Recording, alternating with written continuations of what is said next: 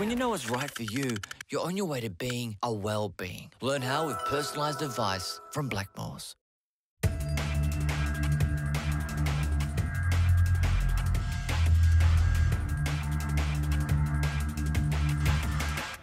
Welcome to this week's Blackmores Injury Update.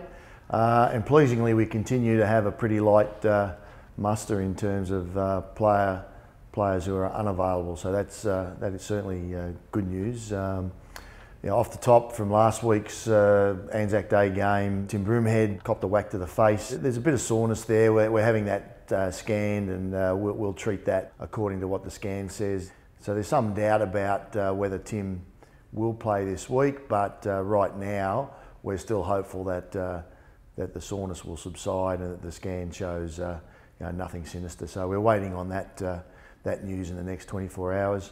Previously, we reported Braden Sire, who had the eye socket crack from his game in the VFL last week. Next week, we'll have a look at whether his availability will get a tick or a cross on Saturday week or Sunday week when the VFL play. But he'll certainly be out this week.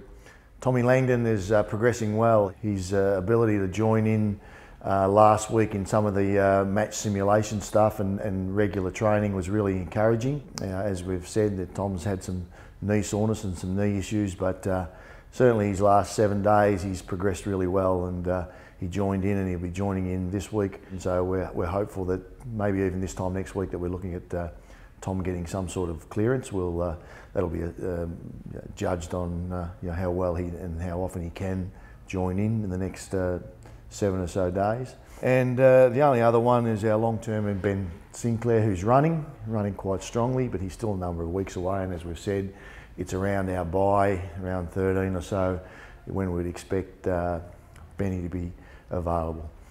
It's a very short turnaround this week for our game against Geelong, so training will be quite restricted. It's more about recovery. We shouldn't, touch wood, suffer any mishaps on the training track, because training will be quite light. So look forward to seeing you after the Geelong game and talking to you after the Geelong game, and hopefully we've got further good news.